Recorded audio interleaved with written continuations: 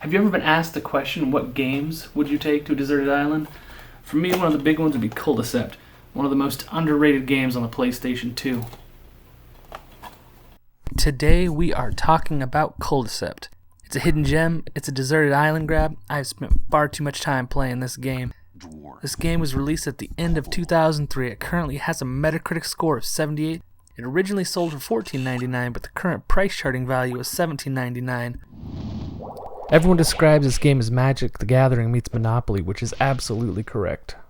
It's also like an advanced version of Fortune Street on the Wii if you've ever played that game. But before we talk about the gameplay, let's talk about the history of this game. Like a lot of niche games, it has an earlier release that never made it outside of Japan. The first game in this series was released on Sega Saturn and ported over to PlayStation. The Culdcept we got here in the United States is called Culdcept 2nd in Japan and was originally released on the Sega Dreamcast.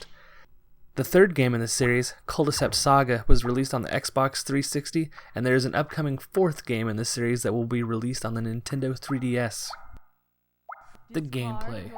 First, I should warn you tabletop game players, this is a roll-to-move game, but there are ways to get around that.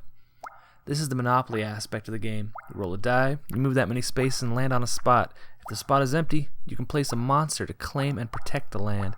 Then if another player lands on the spot, they have to pay you a fee or defeat your monster in battle. This is where the game is similar to Magic the Gathering. The cards. You have 3 different types of cards to play. There are creatures, items, and spells. Creatures are for claiming, protecting, and battling. Next is items, which are generally things like weapons and armor that can be given to a monster to affect the outcome of a fight.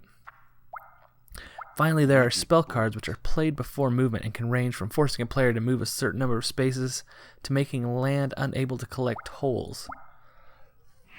On to the land. Land can be one of 4 different elements: earth, wind, fire, or water, which can match creature cards for a bonus. If you use a fire creature to claim a fire land, its hit points and max hit points will go up 10 per level of the land. You can also change the element of a land spot for a price. There are other types of land besides the basic elemental spots that will have different effects as well.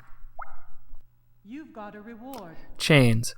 Hit points go up when a matching land gets leveled up, but the attack of a guardian creature can also be raised by being placed next to another creature you control. 10 attack points per adjacent creature. Mana.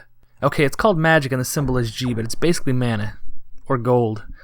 The goal of each stage is to collect a set amount of mana, which is earned mostly by circling the map to hit checkpoints and making it back to the castle. There's also a stock system in many of the stages where you can purchase or sell elemental symbols, which will increase in value as lands are occupied and leveled up. Medals. This game from 2003 has trophies, normal ones like collect 500 cards, and difficult ones like fill the map with Powder Eater, which is a very weak creature that's easy to duplicate. There's loads of other things to affect gameplay as well, such as curses, territory commands, creature abilities, oracle effects, warps, and idols. Far more than should be described in this video, but I'm hoping this overview gives you an idea of what to expect in this game, and if it sounds like something that you might enjoy, that maybe you'll give this game a shot.